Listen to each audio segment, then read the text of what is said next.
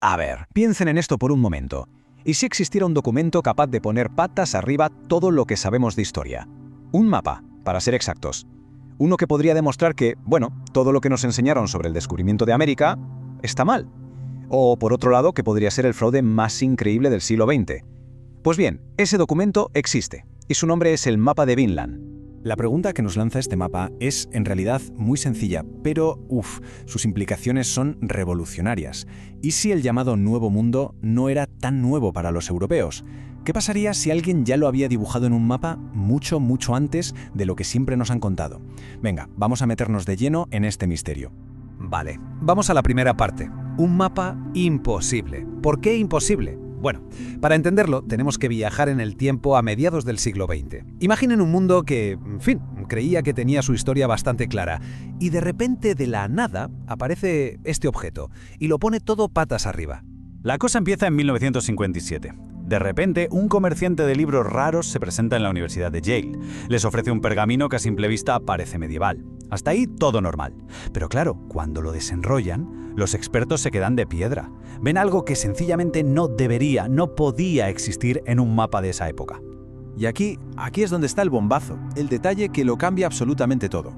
Miren, al oeste de Groenlandia hay dibujada una masa de tierra. Y tiene un nombre, Vinland. Ojo que este nombre no se lo inventa nadie. Es el mismo nombre que usaban los exploradores vikingos, como el mismísimo Leif Erikson, para hablar de las tierras que encontraron al otro lado del Atlántico. Pero lo realmente crucial, el meollo de la cuestión, es esto: la fecha. Se supone que el mapa es de alrededor de 1440. A ver, piénsenlo. Eso significaría que alguien en Europa, casi 50 años antes de que Colón se hiciera la mar, no solo sabía que América existía, sino que ya la tenía dibujada en un mapa. Es una idea simplemente alucinante. Así que, ¿qué hace Yale? Pues se queda con el mapa y lo estudia, en secreto. Durante años nadie supo nada. Y cuando por fin decidieron revelarlo al mundo, bueno, digamos que provocaron un auténtico terremoto en el mundo académico. Un debate feroz, durísimo, que, como vamos a ver, de hecho, sigue vivo hoy en día. Para que nos hagamos una idea de la magnitud del asunto, echemos un ojo a esta cronología. Fíjense, por un lado tenemos a los vikingos llegando a América allá por el año 1000. Luego, ¡pum!, un salto de 400 años hasta la supuesta fecha del mapa, 1440. Poco después, el viaje de Colón. Y de ahí, otro salto enorme hasta 1957, cuando el mapa reaparece. Y ojo a la última fecha, 2021. Es fundamental. Ya llegaremos a eso. Es que lo que está en juego aquí es inmenso.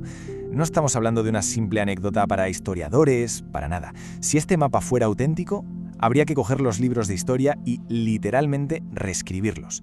La historia del descubrimiento de América que conocemos se vendría abajo. Y aquí es cuando la cosa se pone aún más interesante, porque entra en juego la ciencia. El misterio histórico, de repente, se convierte en un caso casi forense, como de CSI. Y la clave de todo el asunto estaban los dos elementos más básicos del mapa. Por un lado, la tinta y por otro, el pergamino. Y al analizarlos surgió una contradicción que era sencillamente fascinante. A ver, por un lado, la tinta. Los análisis encontraron restos de dióxido de titanio, un pigmento que no se empezó a fabricar hasta el siglo XX. Punto para los que decían que era falso. Parecía el fin de la historia, ¿verdad? Pues no. Porque por otro lado cogieron el pergamino y le hicieron la prueba del carbono 14. ¿Y el resultado? Que el pergamino era auténtico, del siglo XV. O sea, teníamos tinta moderna sobre un pergamino medieval. El misterio, lejos de resolverse, se acababa de complicar muchísimo más. Esta contradicción, claro, nos lleva a una pregunta que es inevitable, ¿no? A ver, ¿y si alguien, un falsificador increíblemente bueno, hubiera encontrado un trozo de pergamino medieval en blanco y lo hubiera usado para crear la falsificación perfecta, el engaño definitivo? Y mientras los científicos se tiraban de los pelos con la tinta y el pergamino, la arqueología soltó otra bomba. Resulta que en 1960 en Canadá se descubre Lance House Meadows. ¿Y qué es eso? Pues nada menos que un asentamiento vikingo. Real, auténtico. Esto demostró que las viejas sagas nórdicas no eran solo cuentos, los vikingos sí que estuvieron en América. Y claro, de repente la idea de que hubieran podido hacer un mapa pues ya no sonaba tan loca, ¿verdad? Pero bueno, volvamos al mapa. Tras décadas y décadas de debates, de idas y venidas, la balanza empezó a inclinarse, y de forma bastante clara, hacia uno de los dos lados. Y con esto se abría un capítulo completamente nuevo en este misterio. Y ese nuevo capítulo tiene fecha, 2021. Fue entonces cuando la propia Universidad de Yale, la dueña del mapa, usando una tecnología de análisis que ni soñaban en los años 60, publicó sus conclusiones definitivas. Y esta vez el veredicto fue aplastante. La composición química de la tinta era, sin ninguna duda, moderna. El mapa, con casi total seguridad, era un fraude. Pero ya se sabe cómo va esto. A veces, cuando resuelves un misterio, lo único que consigues es abrir la puerta a otro todavía más fascinante. Porque si el mapa es falso, la historia no se acaba aquí. ¿Qué va? Se pone muchísimo más interesante. Ahora la pregunta ya no es si el mapa es auténtico. La pregunta es ¿quién? ¿Quién tenía el conocimiento, la habilidad y sobre todo los recursos para crear una falsificación tan buena que fue capaz de engañar a los mejores expertos del mundo durante más de 50 años? El misterio del mapa se ha convertido en la caza de un falsificador fantasma. Claro, teorías hay unas cuantas. Algunos apuntan a que se creó en Europa justo después de la Segunda Guerra Mundial, quizá como parte de una trama para aumentar el valor de otros manuscritos que se vendieron junto a él. Y bueno, hay que decirlo, a pesar de toda la evidencia, todavía hay quien defiende que el caso no está cerrado del todo. Siempre hay irreductibles. Llegados a este punto, da casi igual cuál sea la verdad final, porque el mapa de Vinland, sea lo que sea, nos obliga a pararnos a pensar, a reflexionar sobre qué es la historia en realidad y sobre cómo la construimos. Pensemos en las dos caras de la moneda por un momento. Imaginen que, contra todo pronóstico, fuera real.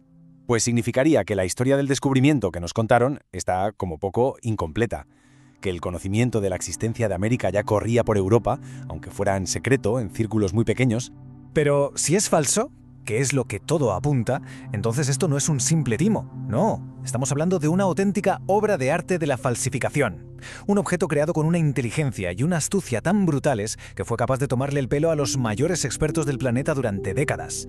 Al final, el mapa es como un espejo. Su propia ambigüedad nos devuelve una imagen muy clara, que la historia no es un montón de hechos tallados en piedra, es más bien una narración, algo que siempre se está construyendo y que, por supuesto, es vulnerable. Vulnerable a nuevos hallazgos y también a engaños increíblemente elaborados. Entonces, ¿en qué quedamos? ¿Error histórico o fraude maestro? Aunque hoy la ciencia apunta claramente a un fraude, la simple existencia del mapa, todo el debate que generó y el ingenio casi sobrehumano que hay detrás, todo eso ya es historia en sí mismo. Es una leyenda que nos deja una lección muy importante, que para entender el pasado, a veces no basta con preguntar qué pasó. También hay que preguntarse, ¿qué historias nos quisieron contar?